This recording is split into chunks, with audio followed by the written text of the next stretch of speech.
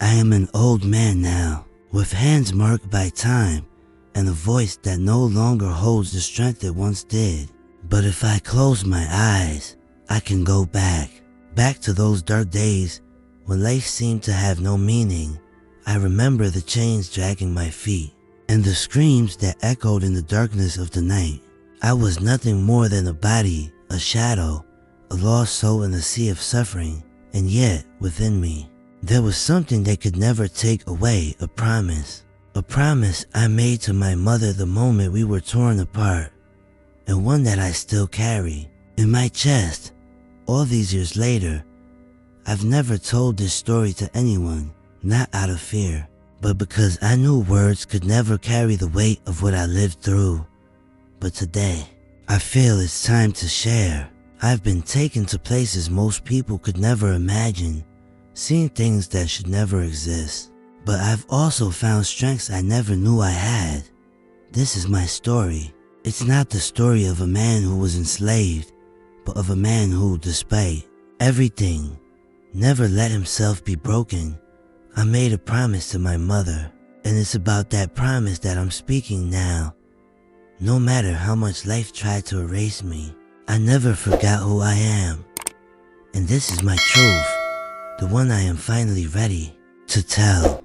I still remember the last day I saw my mother like it happened yesterday. Though my hair has turned to white and the years have carved deep lines across my face, I was just a boy then, barely tall enough to look her in the eye, and yet the way she held me in her arms made me feel like I was the one protecting her. The sun hadn't even risen fully when we heard the sound of hooves in the distance, and though I didn't understand much at the time, I knew something was wrong. She knelt beside me, gripped my shoulders, and whispered words into my ear that have never left me. Promise me you won't forget who you are, no matter what they tried to take from you. I didn't fully grasp what she meant back then, but I nodded and told her I would. More because I couldn't bear to see the fear in her eyes, than because I understood the weight of those words. Moments later, men came shouting and grabbing, tearing through our cabin like we were nothing more than furniture to be loaded onto a wagon. She fought. Lord, how she fought. I saw her thrown to the ground as she screamed my name. I tried to run back to her, but a hand grabbed the back of my neck and yanked me away. That was the last time I ever saw her face. I've carried that scream with me all my life, like a ghost that never stopped echoing in my ears. The wagon they put me on was filled with others' children, some crying, some silent as stone, and none of us knew where we were going. I didn't speak for days. I just sat with my knees drawn to my chest, my mother's voice playing over and over in my head. Every bump in the road felt like a punch to the stomach, and I kept looking behind, hoping, praying, somehow she would come running out of the woods to get me. But she never came, and so I learned the first hard truth of that world. Sometimes, no matter how much you love someone, the world doesn't let you hold on to them. We arrived at a large estate days later, and I was pulled off the wagon like a sack of potatoes. Everything about that place felt cold, even under the sun. The field stretched on forever, and the big house stood tall like it was watching us. I remember how my legs trembled when they pushed me toward the others. I had never been truly alone before, not like that. I didn't know their names, didn't know the rules, didn't even know how to act. I was just trying to keep breathing, keep from collapsing. One of the older boys looked at me and said, "Don't cry, that's what they want." And I realized then that tears wouldn't help me here. Crying wasn't going to bring my mother back. Crying wasn't going to keep me safe. So I swallowed them. I buried them deep where nobody could see. I tried to remember the way her hands felt when she braided my hair, the sound of her voice when she sang to me at night, the taste of the cornbread she made on Sundays. I held on to those things because they were the only parts of her I had left. That was the beginning of a new life, a life I didn't choose, where I had to learn fast or fall. I was given a number, not a name, and made to work from dawn until stars lit up the sky. My hands, once soft and small, became blistered and bloodied. They shouted if I was slow, whipped if I made a mistake, and ignored me completely if I cried. But still, every night before sleep, I repeated the promise I made. To her, I won't forget who I am. I told myself those words like a prayer, over and over, until I believed them. Some days, I almost lost that belief. There were moments when I looked in the water and didn't recognize the face looking back at me. But even then, I'd whisper, her name, just her name. And that was enough to bring me back. People say children are resilient, but resilience isn't strength, it's survival. I wasn't strong. I was scared. I was broken in ways I couldn't even speak of. But I endured. I endured because I had no choice. And every time I was pushed down, every time someone tried to strip away my dignity, I remembered her eyes, those fierce, kind eyes, and I stood back up. That plantation became my prison, but it also became the place where I built the foundation of the man I would one day become. I learned how to listen without speaking, how to move without drawing attention, how to dream in silence. I watched the older men listen to their stories told in hushed tones when they thought the overseers weren't near. And I realized that even in that place, even in the deepest pit of despair, stories kept people alive. That's when I started to understand what she meant, that my name, my roots, my story were more powerful than any chain they could put on me. And so I held on, not just to survive, but because I knew that one day, if I ever got the chance, I would tell her I kept my promise. The years that followed were the hardest to carry because they stole from me what no one should ever lose so young, the right to be a child. I didn't become a man, I became something in between, forced to grow too fast without understanding what I was becoming. I learned to keep my head down and my hands moving. At first, my fingers bled just trying to hold the tools they handed me. They mocked me, called me useless, but I kept trying because trying meant staying alive. I was placed with the other young ones, and we were trained like animals where to walk, how to stand, when to speak, when to shut our mouths. I used to whisper to myself at night, repeating the same words, don't forget, don't forget. But memories fade when pain becomes routine. I started to forget the sound of her voice, the way she smiled when I did something right, the warmth of her hand on my cheek. It terrified me more than the whips or the yelling. I was afraid that if I forgot her, I would forget myself too. There was one older man, name was Josiah, who saw something in me. He never said much, but when he did, his words felt heavy, like they'd been carried across decades. He told me once, they can take your body, boy, but they can't own your soul unless you give it to them. I didn't understand it right away, but those words stayed with me. Josiah limped from an old injury they gave him, but his spirit never limped when he worked. He moved with patience, like every motion was his own rebellion. I started copying him, not just how he moved, but how he carried himself with dignity. Even when he was being degraded, I held on to that. The others, the children like me, some of them didn't make it.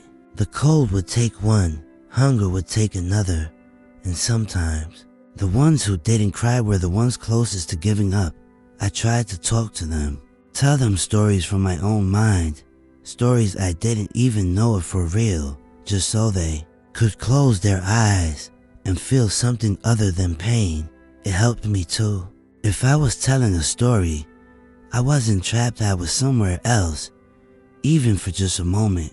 That's when I realized that the mind could be a place of freedom, even if your body was in chains. I started creating entire worlds in my head, stories where I found my mother again, where we were walking together near a river, laughing, free. These little escapes kept me sane. They were my secret way of surviving, and when someone passed, when one of us didn't wake up, I'd close my eyes and picture them free in that world I made. No longer hurting. That plantation was a graveyard for dreams, and every day I fought to keep mine alive. I still remember the sting of the rope when they tied it around my wrist too tight, the smell of sweat and dirt that never left my skin, the taste of watered down mush that passed for food. And yet, I also remember one day, during the harvest, a hummingbird flew close to my face. It was so out of place in that field of misery that I almost thought I imagined it. But it hovered there for a few seconds, bright and beautiful, then darted away. I don't know why that moment stuck with me, but it did. Maybe because it reminded me that the world outside still existed. That beauty still lived somewhere beyond those fences. After that, I started looking for little signs like that, moments of stillness, of light, even in the darkest place. They didn't save me, but they reminded me I was still human. Josiah used to say, a man's got to carry his own name inside, even when no one else calls him by it. I didn't hear my name for years. They called me boy or you, but in my mind, I said my name to myself every night. It was my way of holding on to what little I had left. That name was hers to my mother, so letting it die would be letting her die. When I saw new children arrive, terrified and trembling, I tried to do for them what Josiah did for me. A word here, a nod there, a shared crust of bread, a story whispered under the moon. Nothing grand, just enough to remind them they weren't alone. Some nights I'd sit up and watch the stars, wondering if she was still alive somewhere under the same sky. I'd whisper my promise again, quiet enough so no one else would hear. I'm still holding on, Mama. And maybe she never heard me. Maybe those words never reached her, but saying them helped me stay myself. That place tried to make me forget who I was, turn me into something small and obedient, but I refused to let go. My body bent, my back ached, my hands cracked open until they were raw. But my spirit found places to hide and heal, even in silence. That was the gift Josiah gave me, the lesson my mother planted in me, the truth I had to find on my own. That survival isn't just about breathing, it's about remembering, and I remembered. They tried to make us forget we were human. Every day on that land, under that burning sun, someone would fall not just from the heat or the weight of the sack on their back, but from something deeper. It was like they wanted to strip us piece by piece until there was nothing left inside but obedience. But I held on to something small, something silent, my will. You see, when they gave orders, I obeyed, but in my heart, I questioned everything. When they looked away, I stood just a little straighter. When they turned their backs, I whispered my name again. Those little things, they were mine. No whip could take them from me. And sometimes, late at night, when the air was still and even, the overseers slept, I would hum old melodies. I barely remembered songs my mother used to sing while stirring the pot, or washing our clothes. I never sang out loud, just under my breath, like a secret prayer. One time, I was caught doing it. A younger boy had heard and asked me to hum it again. I hesitated, but when I saw the hunger in his eyes, not for food, but for something to hold on to, I hummed it again. Soon others joined. We didn't call it singing. That word was dangerous, but we shared sound like passing light in a cave. I started to believe we could survive, not just in body but in spirit. Still, it was dangerous. Every act of humanity felt like a risk. I saw a man get beaten just for sharing a biscuit he'd saved, another for looking too long at the stars. They said we were property. They said we had no soul. But I knew better, because I could feel mine burning every time they tried to crush it. One night, I helped bury an old man who died in the field. They let us dig the hole, but not say a word. When the others turned away, I whispered, "You mattered. You were more than this." My hands trembled, but my voice did not. I promised myself that if I lived long enough, I'd say all the names out loud. One day, somewhere they couldn't silence me. That's what kept me going. The belief that memory is a kind of justice, that even if no one else cared, I did. And as I grew older, I became someone others looked to, not because I was stronger or wiser, but because I remembered. I remembered what we were before the chains, and I refused to forget. I started teaching the younger ones the same things Josiah taught me, even after he passed. He died with his eyes open, looking at the sky. I closed them gently and whispered, "Thank you." No one saw, no one knew, but I did it because it mattered. We were still people. We still had names, dreams, mothers who once held us close. I kept the stories alive. I told them about the river I once saw as a boy, how the sun danced on the water. I described it in detail, made them believe they were there. Because if you can see something with your mind, even if your body is trapped, they haven't fully won. That's what I held on to. That was my fight.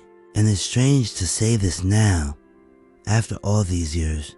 But the thing that kept me breathing wasn't just survival, it was the dream that one day, someone would listen, that someone would hear my voice and carry these memories forward.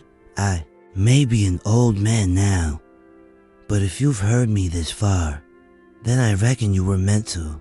If you feel this in your chest, even just a little, I ask you, subscribe, so you don't let this truth fade with me.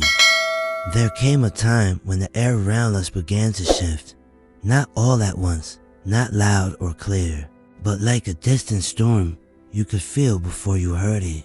Rumors started floating between the rows of crops and under the whispering tree stalk, of soldiers, of battles far away, of men who didn't look like us fighting over what should be done with people like me.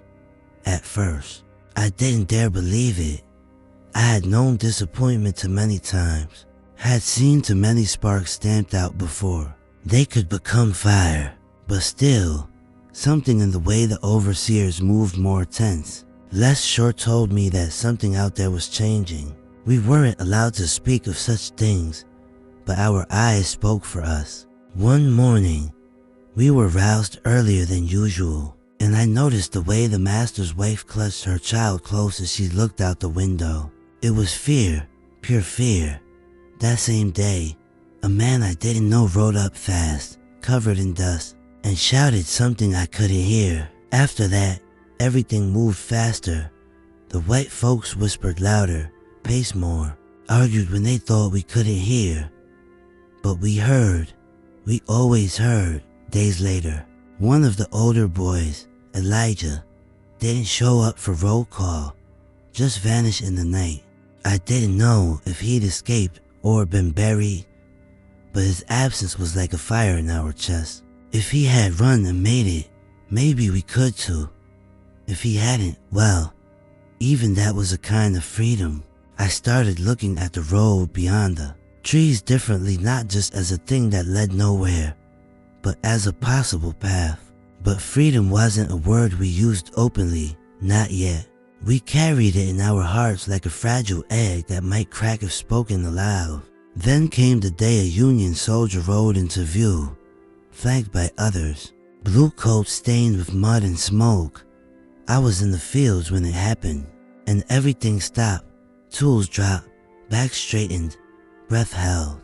He raised a hand, not to strike, not to command, but just to show he meant no harm. I'll never forget that image. A man on a horse with eyes tired like mine, raising his hand in peace. Some of the white folks shouted, others ran. We stayed, still, waiting, hoping. They read something aloud. I didn't understand every word, But I understood enough. Freedom, that word wasn't just a whisper anymore. It was shouted, declared, real, or so it seemed. Some fell to their knees. Others ran, not knowing where to go but desperate to go anywhere. I just stood there, stunned, as if my body had forgotten how to move. A woman beside me dropped a basket in her hands and screamed, not in fear, in release. I remember touching the soil beneath my feet and wondering if it would feel different now. It didn't, but I knew I was no longer someone's property. I was my own, still. Freedom didn't come like a sunrise. It came like a broken gate, sudden, messy, and full of danger. We weren't given shelter or food or answers. We were just not theirs anymore. I stayed a while, not because I was unsure of my rights, but because I didn't know where to go. I had no map, no family left, no name that carried any weight in the world beyond those fields. I tried to speak to one of the soldiers, ask what we should do, but he just looked at me with tired eyes and said, "You're free now. That's all I got for you." Free, and hungry, and lost, but still free. Some walked north, some headed to the cities. I wandered, not really looking for anything, but unable to stay where I had been broken for so long. I carried with me only what I could, a scrap of cloth, a broken spoon, and the stories in my head. I passed through places where folks looked at me like I didn't belong, even though I had done nothing wrong. Freedom didn't erase the way the world saw me, but I tried to hold on to the feeling. Fragile as it was, nights were cold, days were long. I slept under trees, beside creeks, in barns when I was lucky. There was a time when I traded a story for a meal, sat beside a fire and told the family what it had been like. They didn't say much, just passed me a bowl and nodded.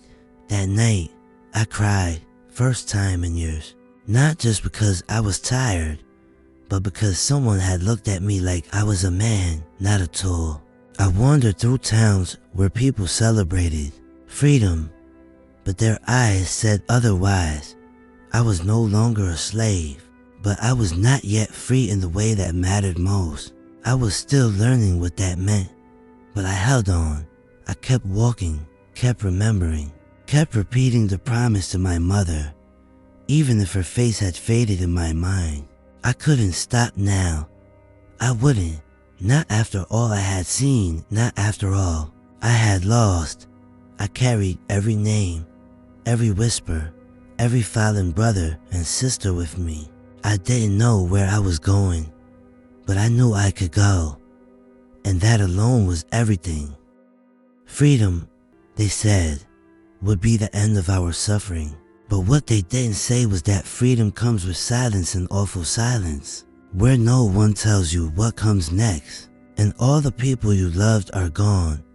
After I left that place, I thought I'd feel something different, something like joy or peace, but what I felt was emptiness. My feet touched the ground as a free man, but my heart was still bound to everything I had lost.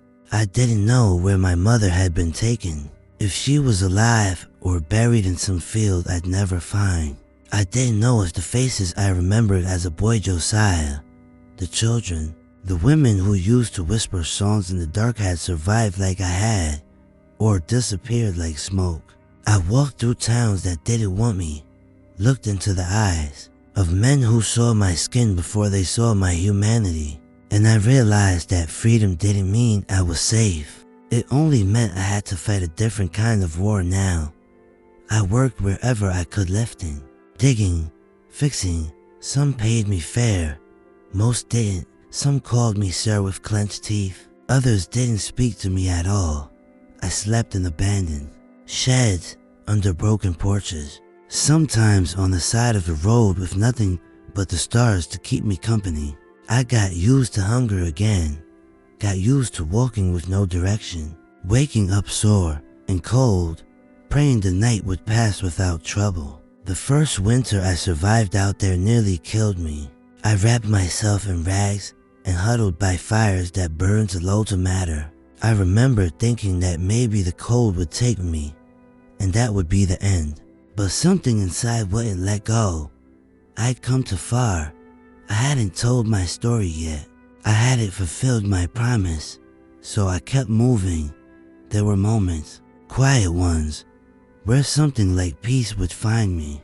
Like when I helped an old woman lift her wash, and she gave me a slice of bread in return, not out of pity, but respect. Or the time I found a church where the preacher let me sit in the back and listen. Even though I hadn't bathed in days, I remember the hymns. I didn't sing them, but I let them sit inside me. They reminded me of those old whispers, the ones from the cabin, the ones from my mother's breath when she braided my hair. That was enough to keep me going for a while. I started writing things down, not with paper at first, but in my head. Dates, names, smells, moments I didn't want to lose. I carved them into memory like etchings on wood. Eventually, I met others like me wandering, working, carrying pieces of stories painful to speak aloud. We shared food, shared silence, and sometimes, if it felt safe, we shared memories. One man had seen his wife taken from him before freedom came. Another had children he never found again. We didn't cry when we spoke of them. We just stared at the fire and nodded, because there was nothing else to do. I stayed with them a few weeks, helped build fences, fixed a roof, shared my cornbread when I had it. But eventually, I moved on. I always did. I couldn't settle, not yet. Not while there was a chance. My mother was still out there. Every town I entered, I asked if anyone knew her name. No one ever did. Some said I should give up. Others said maybe it was better I never found her, in case the truth was worse than the hope. But hope was all I had, and I held it tight, even when it burned my hands. I learned to live with the ache. I carried it like an old friend.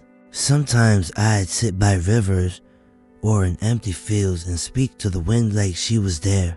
I'd tell her what I'd seen, how far I'd come, how I still remembered the promise. I imagined her voice answering back, soft like it used to be, telling me she was proud. I never heard her, not really, but I believed she would have said it. That was enough. I watched others rebuild their lives, marry, raise children, find work that gave them some pride. I was happy for them, truly, but I couldn't do the same. My heart was still somewhere back in that cabin on that morning, in her arms. So I kept walking, kept searching, kept repeating her words, "Don't forget who you are." The world had moved on. It seemed the war was over. Papers had been signed, but for me, the real war was still inside. It was in the nights when no one called my name. In the mornings when I woke up not knowing where I was or why I was still trying. But I knew this. I had survived, not just the chains, but the silence that came after. And that survival meant something. Even if the world didn't see it, I saw it. I felt it in every scar, every wrinkle, every breath. And I knew whatever else I'd lost, I was still here, and that had to count for something. I found others like me in every corner I passed. People who, like me, had tired eyes but souls still burning. Sometimes it felt like the world was full of echoes from the past. When we crossed paths, we didn't need words to recognize each other, a glance, a gesture, and we knew we were searching for the same thing. Not a house or riches, but a truth that time seemed to have erased. Many of us called each other brothers, not because we shared the same blood, but because we knew the pain was the same, and somehow that made us family.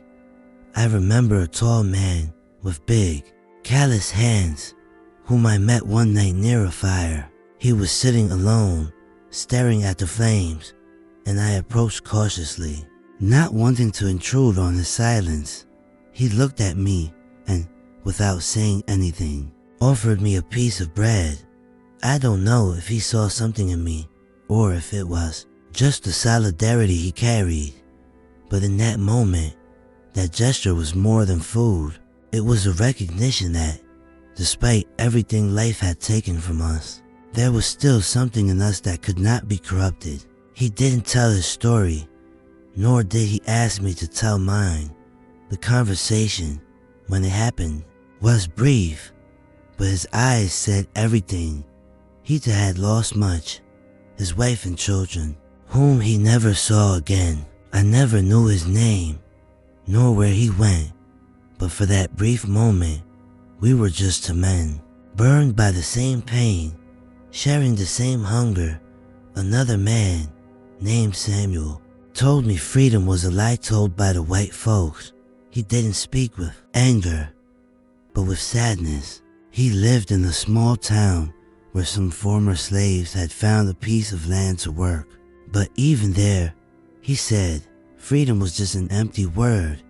There was no dignity, no rights. He told me how the town's police began harassing the black people trying to settle. Sometimes, it wasn't any different from slavery.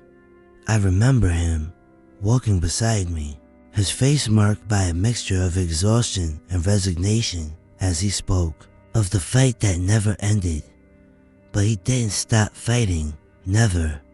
Those encounters with all those men and women taught me something I never expected, that the struggle for freedom wasn't just about being free. It was about being seen, being recognized. I understood that even after we were physically freed, society still saw us as invisible, and it was there, in the conversations around the fire, in the exchanged glances, in the unspoken words, that I found a kind of strength. It wasn't the strength the world wanted from me. It wasn't the strength to conquer, to have more than others. It was the strength to resist, to hold on to my dignity, my story, even when no one else cared. I saw older men and women like me who had been broken but somehow continued to carry the memory of their humanity. They didn't bend. They didn't let themselves be completely crushed. And that gave me courage, because deep down, what I wanted more than anything was to understand that I wasn't alone. In fact, there were many of us in every corner of the country, in every forgotten town.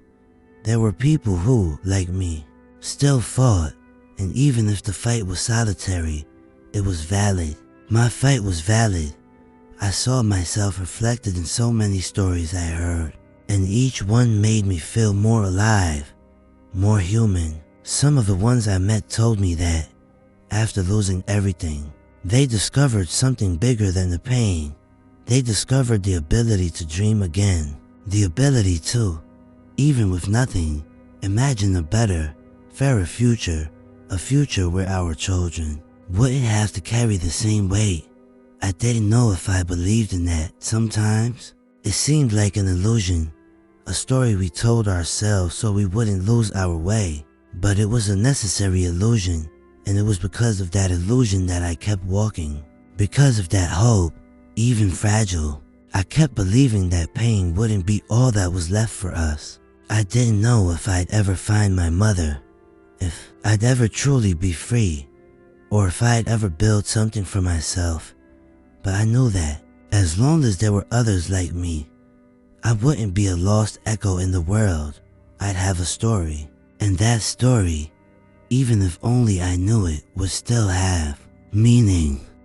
I've come this far, but the truth is, many times, I felt like I was still walking through a field of thorns. The freedom they gave me wasn't the freedom I imagined. I didn't know what it was to be free, nor how to make the world see me as such. What I found was more struggle, more loneliness, more pain, because freedom is not a promise. It's a constant fight against the ghost of the past. What was left to me was the memory of what I was, of what we lost, and the certainty that the pain from before still hurt in each of us, even after so many years. But over time, I learned that I can't carry all that weight alone. I was never able to find all the answers, to find all my brothers and sisters, or to restore what was taken from us. But one thing is certain, as long as there's life, the story needs to be told. Not because we need recognition, but because it's the only way to make sure what we went through doesn't get lost in the shadows of forgetfulness.